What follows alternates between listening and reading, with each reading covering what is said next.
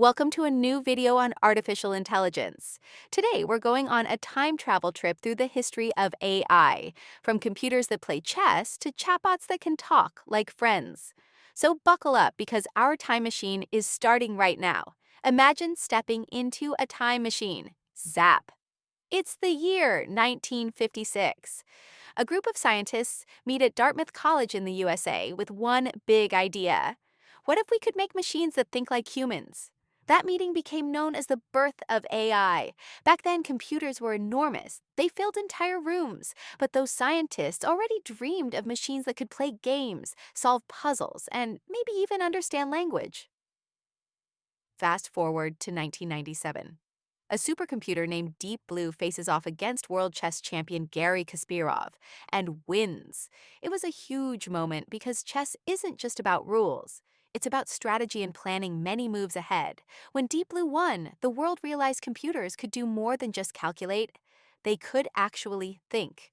Now jump to the 2000s, the internet age. AI started showing up in everyday life. Google's search engine helped people find answers faster. Spam filters kept junk emails out of inboxes. And recommendation systems suggested songs and videos you might enjoy. It was the quiet beginning of AI working behind the scenes to make life easier. Then came the 2010s and something amazing. Voice assistants, Siri, Alexa, and other digital helpers could actually talk to you. You could ask, "Hey Siri, what's the weather?" Or, "Alexa, play my favorite song," and they'd answer. Understanding human speech is one of the hardest things for computers to do, but these assistants learned how. And suddenly, technology felt alive. Today, we're in the era of modern AI. Chatbots can talk like friends, answer questions, and even tell stories. They use powerful neural networks. Remember those dials on a DJ board we talked about?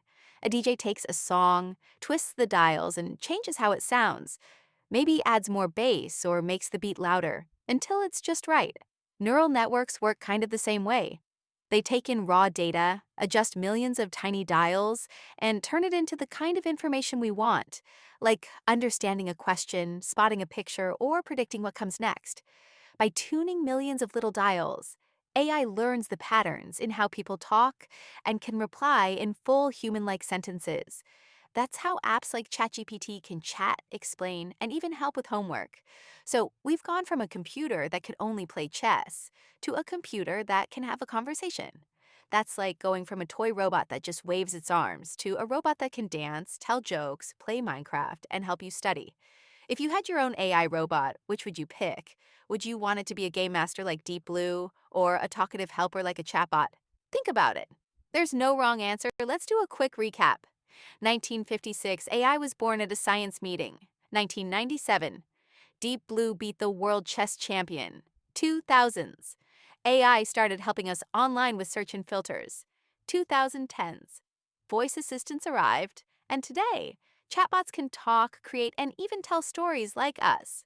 From giant old computers to friendly AI companions. What a journey! That's it for today's time travel adventure. In our next video, we'll explore how machines actually learn, and we'll compare it to teaching your pet new tricks.